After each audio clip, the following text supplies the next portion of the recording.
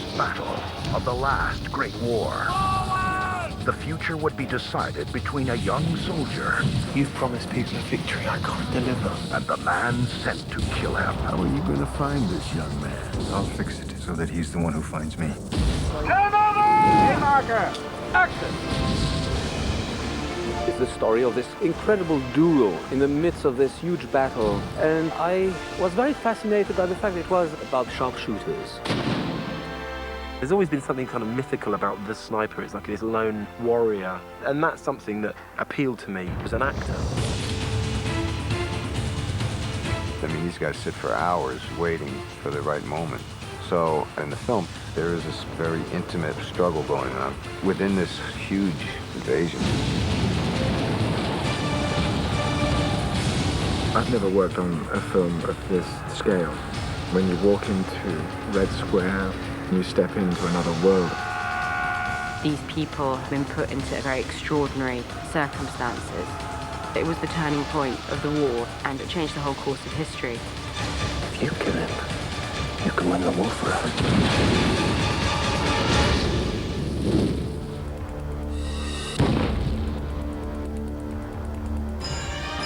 Autumn 1942. The Nazis are at the height of their power. Hitler's armies are charging through the Soviet Union towards the oil fields of Asia. One last obstacle remains, a city on the Volga where the fate of the world is being decided, Stalingrad. This is the backdrop of the suspense thriller Enemy at the Gates, starring Joseph Fiennes, Jude Law, Rachel Weisz, Bob Hoskins, and Ed Harris. When they retreat, you fire at them. The film is directed by Jean-Jacques Annaud, who was drawn to the true-life characters that inspired the story. One of my writers came to me with great enthusiasm after having read 3 pages in a very thick history book dealing with the Second World War. And with that extraordinary story of this duel between a Russian sniper and an aristocratic sharpshooter from Germany. It was a duel set in the siege of Stalingrad. Stalingrad was one of the biggest and bloodiest battles of World War II, and in the midst of this huge battle, there were 2 men who were hunting each other down, and the outcome of their duel would help to determine the outcome of the war. The film opens with the harrowing transport of thousands of Russian soldiers across the Volga River to Stalingrad. The recruits were packed onto steamers, barges, whatever they could find to just ferry them across the river.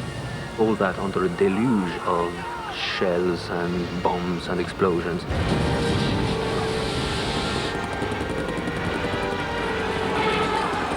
Among the troops is a young sharpshooter named Vasily Zaitsev. In casting this role, Annaud was looking for an actor who could convey both humanity and intensity. Now we're back on Vasily. I met a lot of people, and I had seen an early cut of the talented Mr. Ripley. And I loved Jude. He's such an incredible actor, you know, it is remarkable. Originally, after Ripley, I wanted to take a break to be with my family, and I wanted to take the time out to really choose something that appealed to me from the heart and from the guts. And when I read this and met with Jean-Jacques, there was such a good story and such an interesting subject matter, and it was a type of film I'd never been in before. There's such a fierce intelligence and liveliness in Jude's eyes, but he can also be very quiet and internal. And Jude understood that it was about finding the complexity within the silence and the stillness. Because in fact, to be a sniper is very much about a man of action through stillness. By the time Vasily arrives in Stalingrad, the Nazis have a distinct edge, and Soviet morale is at an all-time low.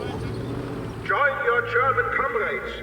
They understand your suffering and will care more for you than your own officers. Leading the Russians in their seemingly futile defense is Nikita Khrushchev, played by Bob Hoskins. If the Germans capture this city, the entire country will collapse. The Germans are just overrunning the place, and the Russians are in an appalling state. It was the most awful battle of the war. I want our boys to raise their heads. Give them hope. Joseph Fiennes plays Danilov, an idealistic Russian officer. We must tell magnificent stories, stories that excel sacrifice and bravery. He passionately speaks about his belief in getting the troops to turn the grave situation in Stalingrad around. We need to make examples, but examples to follow. What we need are heroes. Do you know any heroes?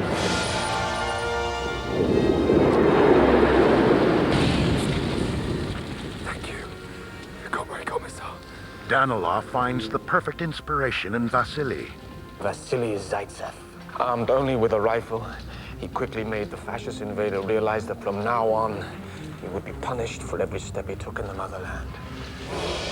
Vasily represents the ultimate hero and a symbol of someone that could instill hope and belief in a victory amongst the other troops, because his skills as a sniper were unparalleled.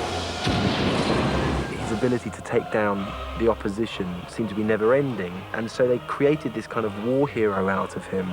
Vasily Zaitsev shot his One more 23rd colonel German. shot by Vasily Zaitsev. He is an example to us all. Vasily Zaitsev killed his 32nd He has German the officer. patience of a...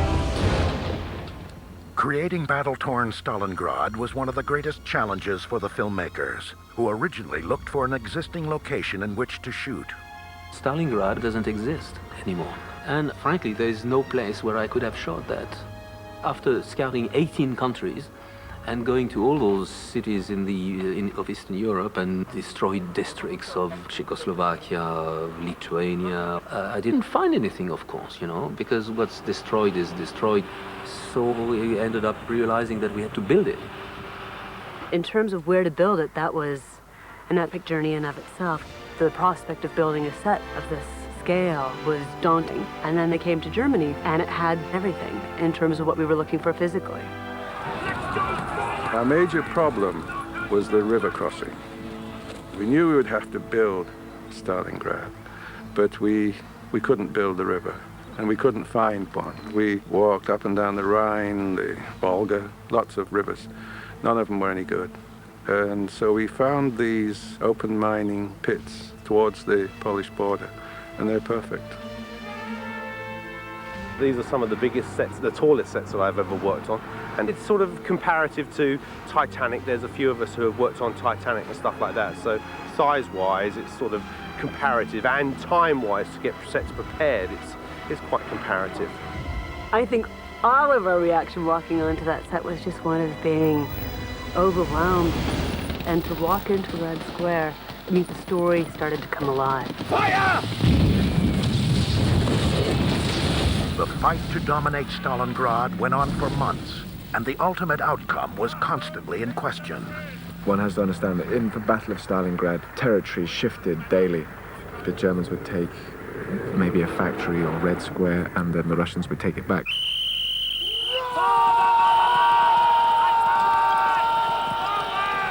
So for a lot of the troops on the front line, it was very, very difficult to gauge where the front line was, because it wouldn't shift so often. Move back!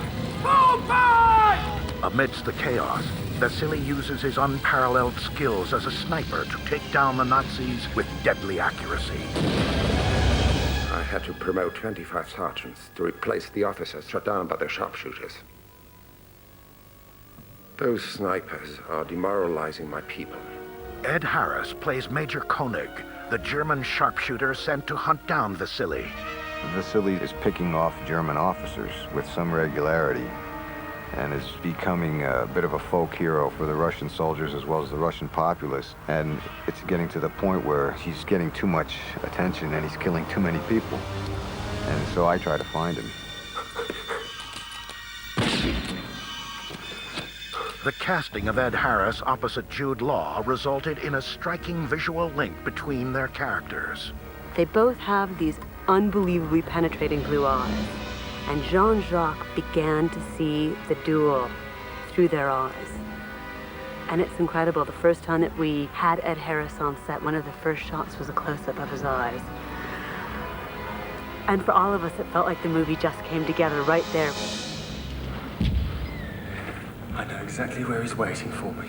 As the cat-and-mouse chase unfolds between Vasily and Koenig, the film illustrates the strategy of the sniper. And that's another great side to the story, that it really looks in detail at how snipers work. Something about sniping which is very interesting is the patience that goes into being a sniper, that you have to maybe stay in the same place for 2 hours or 2 days. It's about tranquility and stillness in the midst of a battle which is going faster than anything can really be imagined in real life. And so while history is being remade in seconds, the fact that this movie is about a duel that moves over days and weeks, I think establishes a very unique rhythm. I quite like that. In preparing to play expert sharpshooters, Law and Harris went through a special training course. Once I got involved in the project, I went down to the UK training ground for the forces in England, and I studied with a couple of snipers there. When you have to carry a rifle every day for 16, 17 weeks, you have to get used to how to carrying it, how to strip it, how to load it, fire it. I immersed myself in it when I got here, and I had a rifle that I was given that I could practice the bolt action and practice with the scope and holding it steady, and it's more than a prop. I mean, it's part of the man. The actual technique of the sniper was something that took a little longer and a little bit more studying. The silence, the breathing, choosing the right spots, how long and how slowly it takes them to reveal themselves and to remove themselves from a spot, and things like that. Look, Vasily. He's hiding in the department store. Over there. The goal of director Arnaud was to create a unique visual look for the sniper sequences. Jean-Jacques painted the kind of tension of the moment very clearly and would concentrate either purely on my eyes or on the rifle or how I was hidden, and indeed the same with what Ed was doing. The camera is looking through the scopes, and even though you're distant, it becomes very, very intimate. So I think the tension will be created cinematically that way. Along with the thriller aspect of the story, the film explores the human side of war. The scariest thing and the most interesting thing about the Second World War was that it was relevant to every man and every woman. It didn't matter whether you were a wannabe soldier, a kind of born-to-be soldier. It affected your life. Listen to me, Tanya. The Germans are throwing everything at us. If they're lucky, 1 in 10 of these soldiers will come back alive. Rachel Weisz plays a young woman who volunteers to help in the war effort. When I first read the script, it was very unusual to find a war film with a woman that was a soldier. Our militia's responsible for all the people in this neighborhood. We're already desperately short of men. She's literally protecting the people she grew up with. I recognize you. It's Vasily Zaitsev. When she meets Vasily, he has just a natural intelligence, a natural instinct. Every cup of tea, every cigarette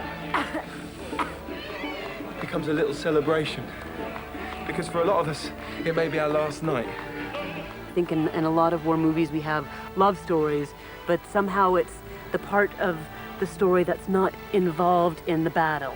This is in the midst of battle. Tell me where he is. Stay into that pipe, Tanya. Stay in. Stay in. Get your head in. And when you don't know if you're going to see the next day, to some extent they're trying to live out their entire lives every day. For Arnaud, making this film offered the opportunity to explore the drama behind a key turning point in history. For me, each movie is the occasion to learn, and it becomes something inside myself. Jean-Jacques has huge amounts of energy. He's always full of life, full of anecdotes. His head is crammed full of stories from this period in history. I mean, he knows, I would say, everything there is to know about this subject matter. And you know, but in those days, on the radio, he became famous in 9 days. Jean-Jacques, he is motivated by character and narrative, and that's always exciting because it can lead to kind of wonderful places. Oh, that's great. He's openly enthusiastic, which appeals to my heart because I'm kind of the same, so we can be overly enthusiastic together.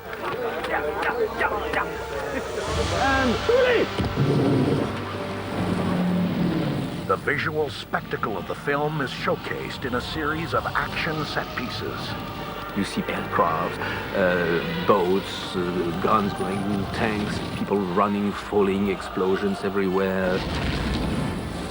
We've done scenes in this particular setting with over 500, 600 extras, and being one of 600 people dressed the same, surrounded by mortars and machine gun fire is a really nightmarish experience.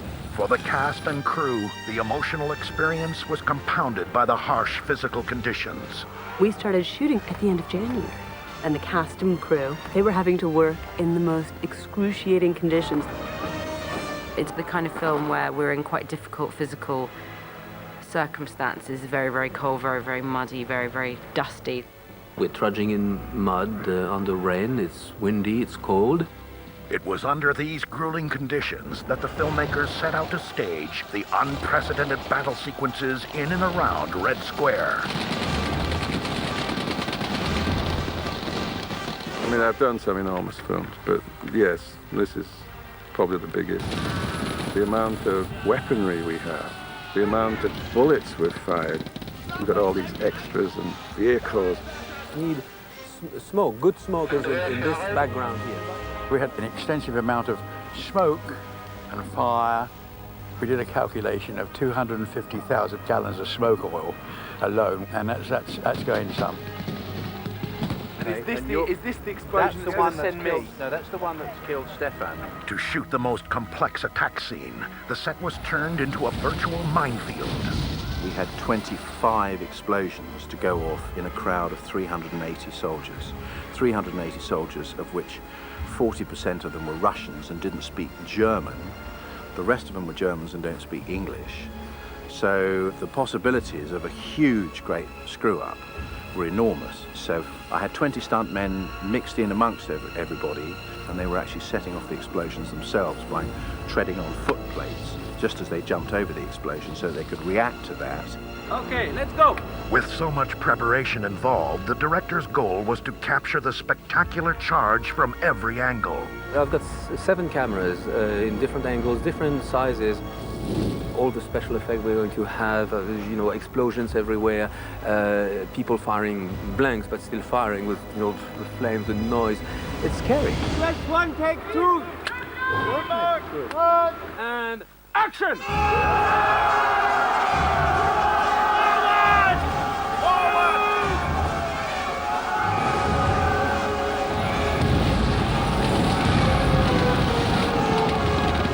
But for all of its large-scale action, the power of Enemy at the Gates ultimately lies with its characters.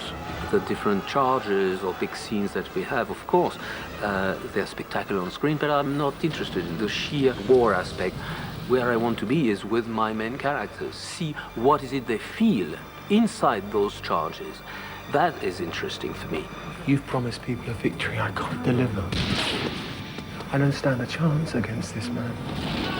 Stalingrad, the epic, is a backdrop to a far more intimate story, and I think that's where the potency and the dynamic of the story lies. The fate of the motherland is at risk! The fate of all those you love and cherish!